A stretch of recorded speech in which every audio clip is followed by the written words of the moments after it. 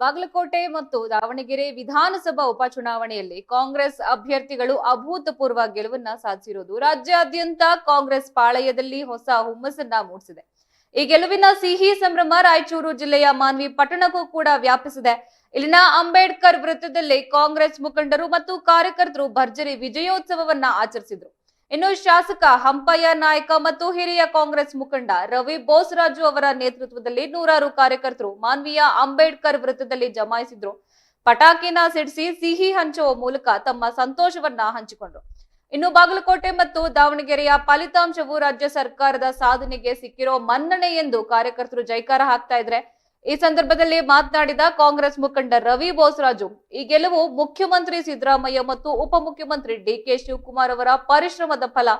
ನಮ್ಮ ಪಕ್ಷದ ಗ್ಯಾರಂಟಿ ಯೋಜನೆಗಳು ಜನರನ್ನ ತಲುಪ್ತಾ ಇದೆ. ಈ ಉಪಚುನಾವಣೆಯಲ್ಲಿ ದಲಿತರು, ಹಿಂದುಳಿದ ವರ್ಗಗಳು ಮತ್ತು ಅಲ್ಪಸಂಖ್ಯಾತರು ಕಾಂಗ್ರೆಸ್ ಪರವಾಗಿ ಒಗ್ಗಟ್ಟಾಗಿ ಮತ ಚಲಾಯಿಸಿದ್ದಾರೆ. ಇನ್ನು ಜನರ ಈ ಒಗ್ಗಟ್ಟಿನಿಂದಲೇ ನಮಗೆ ಈ ಗೆಲುವು ಸಾಧ್ಯವಾಗಿದೆ ಎಂದು ತಿಳಿಸಿದ್ರು.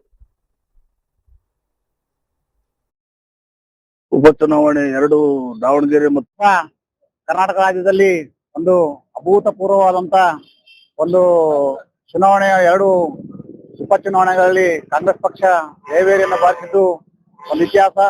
ಸಿದ್ದರಾಮಯ್ಯನವರ ನೇತೃತ್ವದ ಸರ್ಕಾರ ಏನು ಇವತ್ತು ಜನರ ವಿಶ್ವಾಸವನ್ನು ಉಳಿಸಿಕೊಂಡಿದೆ. ಆ ಒಂದು ವಿಶ್ವಾಸ ಮುಂದಿನ ಬಾರಿ ಕೂಡ ನಾವು ಇದೇ ಒಂದು ಹೆಚ್ಚಿನ ಬಹುಮತದಿಂದ ಆರಿಸಿ ಬರ್ತು ಅಂತ ಹೇಳಿ ಈ ಎರಡು ಉಪಚುನಾವಣೆಗಳಲ್ಲಿ ಗೆದ್ದಿರತಂತ ಅಭ್ಯರ್ಥಿಗಳಿಗೆ ನಾನು ಶುಭಾಶಯಗಳನ್ನು ಹೇಳುತ್ತೇನೆ. ಮೊದಲನೇದಾಗಿ ಈ ಎರಡು ಉಪಚುನಾವಣೆಗಳು ಬಾಗಲಕೋಟೆ ಮತ್ತು ದಾವಣಗೆರೆಯಲ್ಲಿ ಕಾಂಗ್ರೆಸ್ ಪಕ್ಷ ತನ್ನ ಒಂದು ಏನು ಗೆಲುವನ್ನು ಸಾಧಿಸಿದೆ. ಇವತ್ತು ಎಲ್ಲ ಕಾರ್ಯಕರ್ತರಿಂದ ಹಿಡಿದು ನಮ್ಮ ಮುಖ್ಯಮಂತ್ರಿಗಳ ಆದಿಯಾಗಿ ಮತ್ತು ಉಪಮುಖ್ಯಮಂತ್ರಿಗಳ ಆದಿಯಾಗಿ ಎಲ್ಲರಿಗೂ ನಾನು ಅಭಿನಂದಿಸ್ತೀನಿ.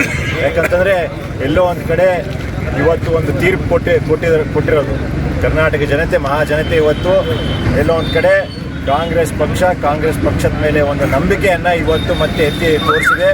ಇವತ್ತು ಅದು ಗ್ಯಾರಂಟಿಗಳ ಮುಖಾಂತರ ಆಗಿರ್ಬೋದು, ಮತ್ತು ದಲಿತರು ಮತ್ತು ಅಲ್ಪಸಂಖ್ಯಾತರು ಮತ್ತು ಅದೇ ರೀತಿ ಹಿಂದುಳಿದ ವರ್ಗದ ಒಂದು ಸಮುದಾಯಗಳನ್ನ ಏನು ಕಾಂಗ್ರೆಸ್ ಪಕ್ಷ ಯಾವತ್ತಿಗೂ ಬೆಂಬಲಿಸ್ತಾ ಬಂದಿದೆ. ಆ ಸಮುದಾಯಗಳು ಇವತ್ತು ಕಾಂಗ್ರೆಸ್ ಪಕ್ಷ ಪರವಾಗಿ ಇದ್ದು ಈ ಎರಡು ಉಪಚುನಾವಣೆಗಳಲ್ಲಿ ಒಳ್ಳೆಯ ಬಹುಮತದಿಂದ ಗೆಲ್ಲಿಸಿದ್ದಾರೆ. ನಾನು ಆ ಒಂದು ಮತಕ್ಷೇತ್ರದ ಎಲ್ಲ ಮತದಾರರಿಗೆ ನಾನು ಅಭಿನಂದಿಸ್ತಾ, ಅದೇ ರೀತಿ ಏನು ನಮ್ಮ ನಾಯಕತ್ವ ಇವತ್ತು ದೇಶದಲ್ಲಿ ಅದು ಕೇರಳದಾಗ ಆಗಿರ್ಬೋದು ಮತ್ತು ಬೇರೆ ಬೇರೆ ರಾಜ್ಯಗಳಲ್ಲಿ ಇವತ್ತು ಮತ್ತೆ ಪುನಃ ಕಾಂಗ್ರೆಸ್ ಪಕ್ಷ ಗೆಲ್ತಾ ಇದೆ, ಭಾರಿ ಬಹುಮತದಿಂದ ಗೆಲ್ತಾ ಇದೆ. ಅಲ್ಲಿನೂ ಆ ಕಾರ್ಯಕರ್ತರಿಗೆ ಮತ್ತು ಎಲ್ಲರಿಗೂ ನಾನು ಅಭಿನಂದಿಸ್ತಾ, ಮತ್ತಿನ್ನೊಮ್ಮೆ ಏನು ಮಹಾಜನತೆ ಇವತ್ತು ಕರ್ನಾಟಕ ಮಹಾಜನತೆ ನಮ್ಮ ಮೇಲೆ ನಂಬಿಕೆ ಇಟ್ಟಿದ್ದೀವಿ, ಅದ್ರ ಪ್ರಕಾರ ನಾವೆಲ್ಲ ಕೆಲಸ ಮಾಡಿ ಇನ್ನು 2 ವರ್ಷದಲ್ಲಿ ಮತ್ತೆ ಪುನಃ ನಾವೇ ಬರ್ತೀವಿ ಅಂತ ಹೇಳ್ತಾ ನಾನು ಎಲ್ಲರಿಗೂ ಧನ್ಯವಾದ ಹೇಳ್ತಾ ಇದ್ದೀನಿ. ನಮಸ್ಕಾರ, ಜೈ ಹಿಂದ್.